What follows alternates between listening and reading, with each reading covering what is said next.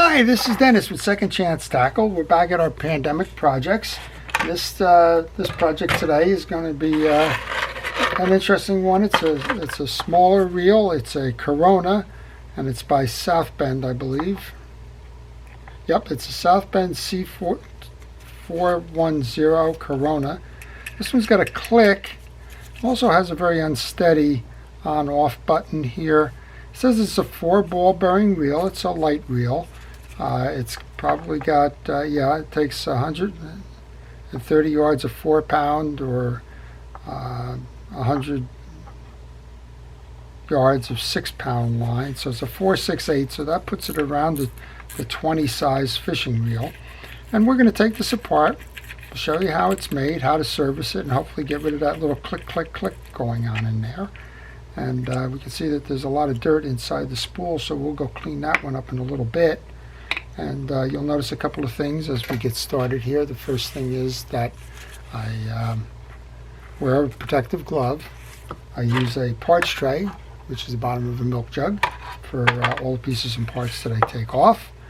And I film. I take pictures along the way so that a reel like this, which you can't find schematics for or anything, you can have an idea of how you took them off in sequence, so that when you go to reinstall them, you'll know how to put them back together again. So this reel says it's made in Korea.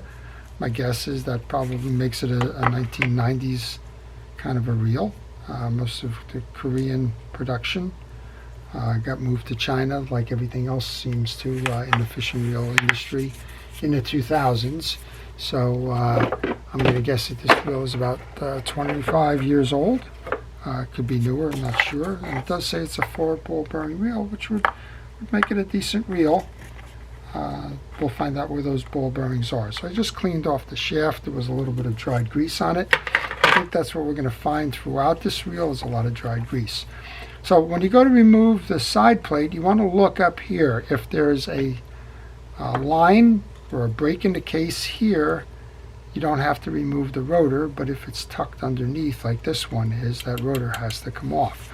So in order to take that rotor off, you need to remove the shim washer or washers that are on the top of the axle shaft click rotor here.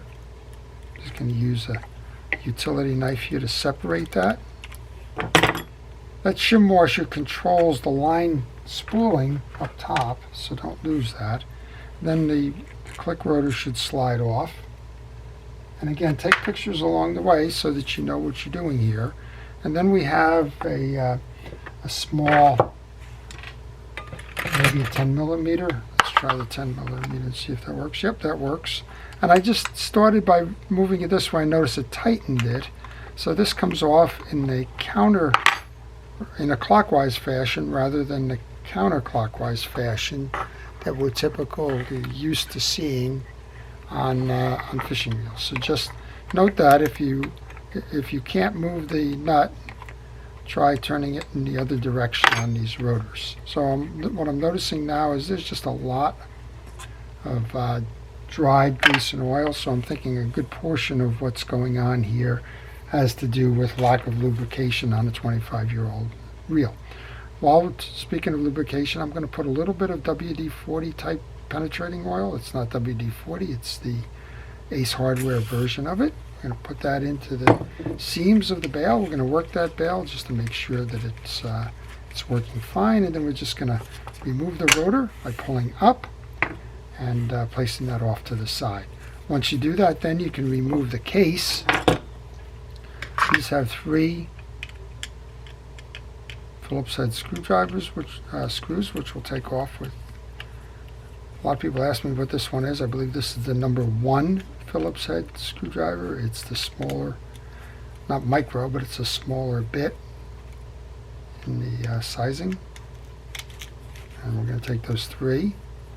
And once I loosen them up, I'm going to lay them on the table here to make sure that all of the lengths are the same, which they are. And now we can remove the case simply by pulling it off. And yeah, so what we have here is probably about as dry as this thing is going to get. It's just years without any lubrication. So first thing you want to do is rotate In this case we don't have to because I have clearance here, but we want to remove the axle shaft. To do that, use that same Phillips head screwdriver and remove the screw that's in the crosswind block. And again, put that into your parts tray so that you don't lose it. Those small pieces and parts tend to get loose and get moving around in a hurry. Now you want to remove the axle shaft by pulling up. And boy, this one's just all gummed up here. Lots of gum on that, so I'll show you how to deal with that. Right now, the easiest thing to start that process is just using that penetrating oil again. Just getting it on there to start breaking it up. Then we come over and we have our main gear and bearing we can remove at this point. Our crosswind block and gear, that's the block, that's the gear. And then one more thing we want to do on this, and that is we want to remove the main bearing here. So those parts are just laying on my bench at the moment. I will put them into the tray and we'll go ahead and take care of the other stuff that's going on here. So this screwdriver is nice. It has a magnetic tip. What that magnetic tip is telling me is that's a steel screw as opposed to a stainless steel screw. And that's one of the economies that real manufacturers will take. They'll use steel screws. And unfortunately, if you're in the wrong environments, those steel screws will rust. This should just pull out now. So here's our top bearing. Here's our pinion gear. And it's time to do some cleaning here. That's why I've left everything on the table. I'm going to flood the main pieces of this. To remove the bearing that's associated with the main gear, and there's one more bearing in the side case here. So those are 3 of the bearings, and my guess is the 4th bearing is going to be on the bail. So I'm just going to let all those things soak, and now pay my attention while it's soaking to the case. And right now, I'm not seeing a reason why there should be a weakness here. This is the spring that puts the tension on the overdrive, and I guess maybe it's just by its nature, just sort of a weak spring. There is some junk in here. I don't think that's affecting the twist of the piece. So a 4-ball bearing reel isn't the bottom of the line in terms of manufacture, for sure. Bearings cost money. Most of the time the lower end entry point reels will show a bushing, and in this case it would have been a plastic bushing as opposed to bearings. So I'm going to give this one probably a mid-range 20 size reel. Probably retailed in the 1990s for what today would be about a $30 reel. It's a nice product here. Okay, those are all cleaned. I'm going to turn my attention then to the pinion gear. We're going to kind of work backwards in the way that we took this out. And I'm just going to use a wire brush to knock off the accumulated dried grease on the pinion gear.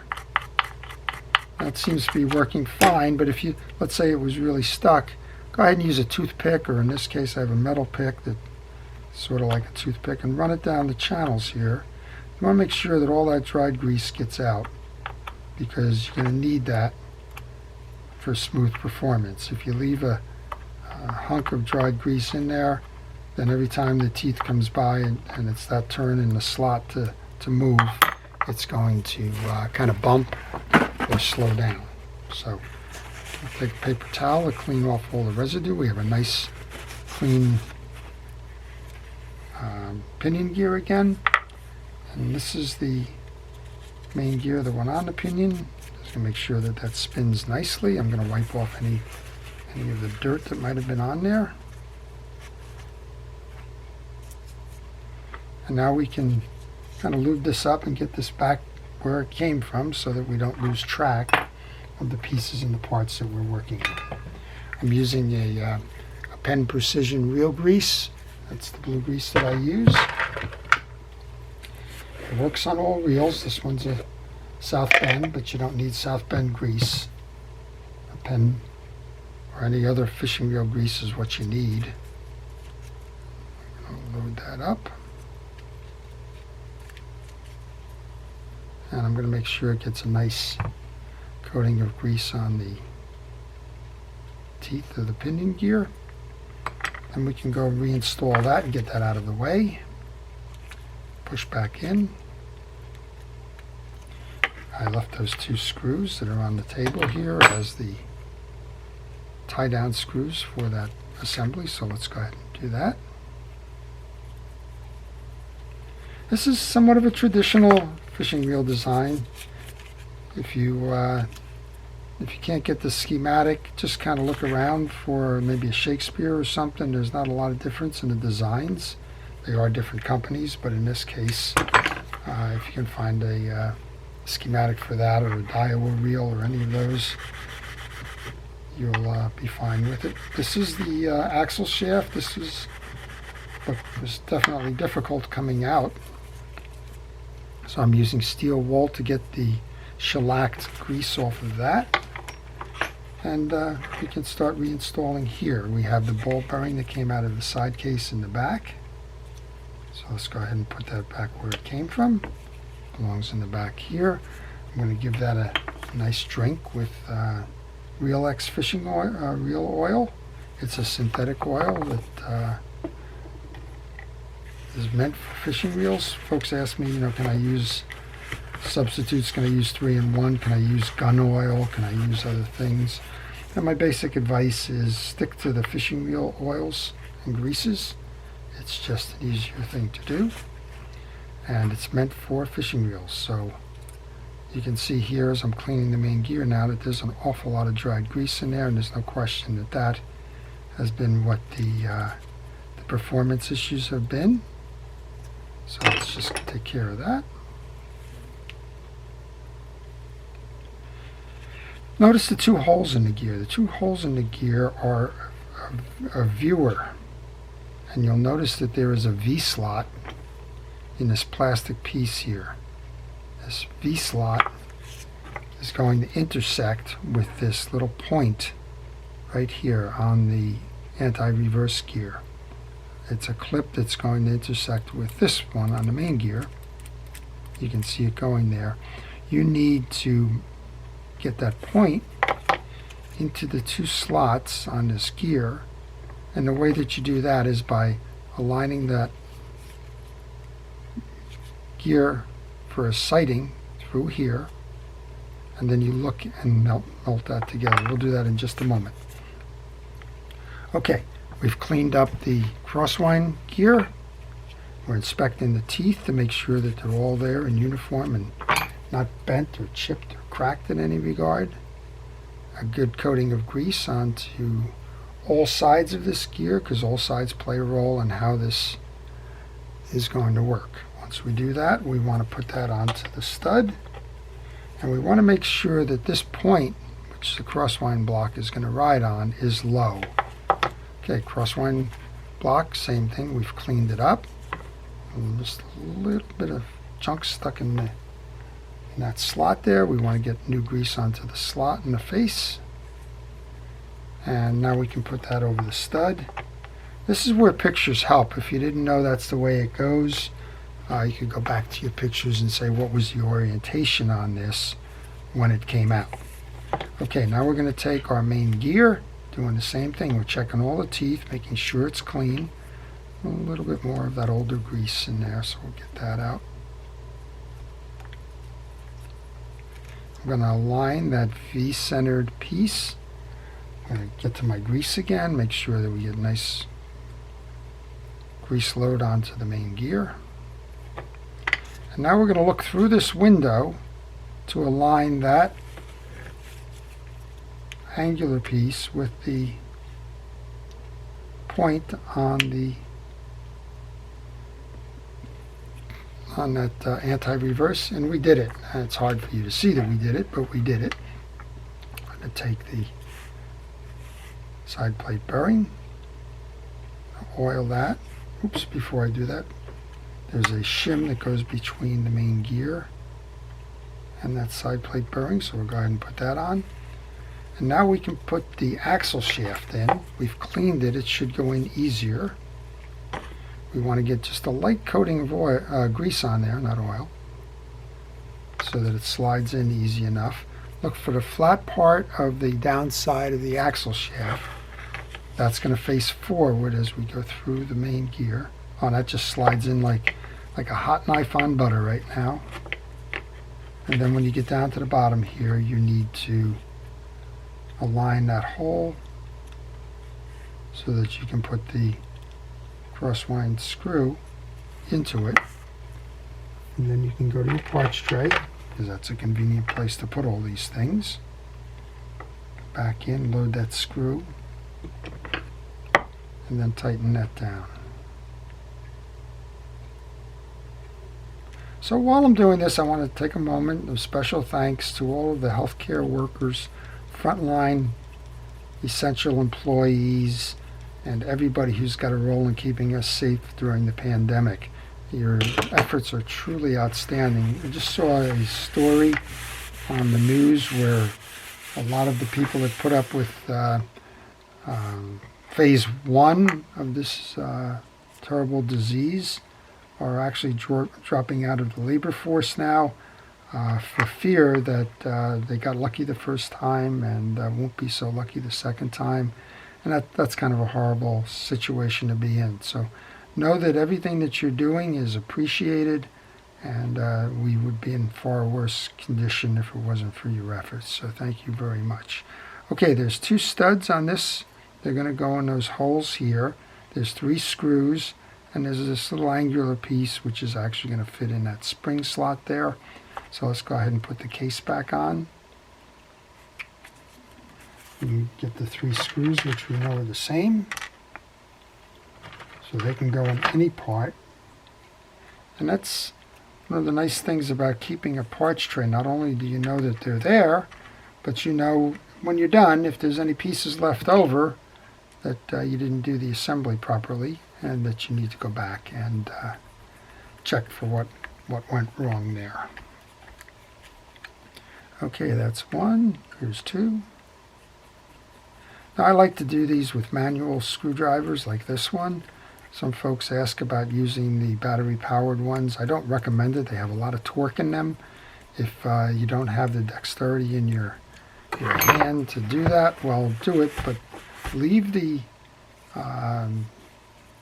assembly short. Don't finish it all the way down, because if you do, what you're going to wind up with is a over-torqued case that'll either bind on the performance of the reel, or in some cases, if it's a plastic case in particular, you may risk shattering that.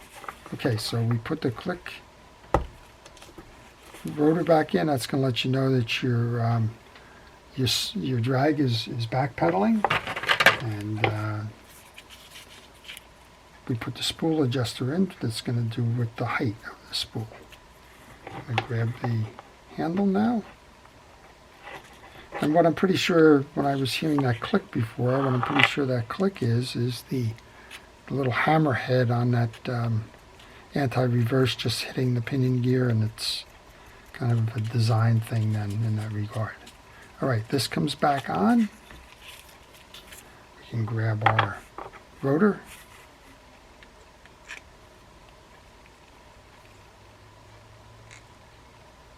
Oops. Got ahead of myself. The rotor goes on first. Kind of silly me, right? Rotor goes first. This is a reverse thread again now, so just as you would be used to putting the nut on in a clockwise fashion, well, we took it off in a clockwise fashion, so we have to put it on in a counterclockwise fashion.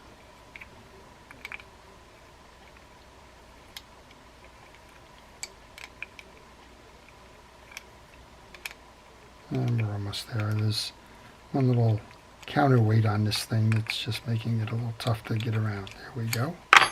Now we can go ahead and put this back together. We'll just call the other one practice, huh? All right. Now we have a spool, which we pointed out was pretty dirty to begin with there. And we want to just check the drag washers and service them while we're at it. There's a clip. It's a 5-sided clip that comes off. And then we can pull these out. So these are felt washers, so it's a good thing that we opened these up. They need to stay lubricated. Just one more down here. All right, you want to take a towel or anything else and make sure that that channel gets cleaned out. Dirt will tear up the drag washers. Drag washers felt drag washers get oiled. So we're going to place the first one in. Some oil on that. There's 2 round ones which are called keyed washers, and there's one that has points on it, which is called an eared washer. The eared washer goes in the middle of the 2 rounded ones. So that would be this one. You want to make sure that they're clean before you reinstall. We know that the one up top got a little dirty. Here's your top drag washer. Again, a nice kind of bath of oil there. Clean off the top one, which had a little bit of dirt on it. A little bit of dirt. Looks like there's a little fuzz or something in here. Let's get that out of the channel.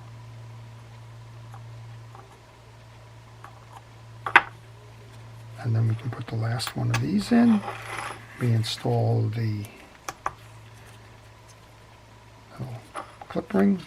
Now there's a channel that rides in, so make sure that it gets in the channel when you go to reassemble.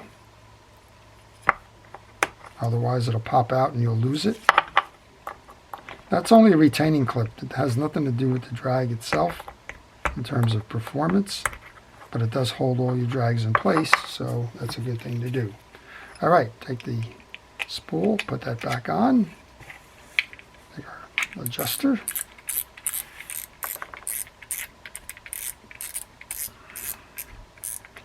And now we have to go. So there you are. There's the South Bend C410, or it's the Corona. It's a 4-ball bearing reel in a freshwater size. Yep, we have our anti-reverse, so you learned a little bit about how to set that anti-reverse when reinstalling the main gear. You learned a little bit about this reel in general, and I would encourage you, if you like this, to indicate that on the video.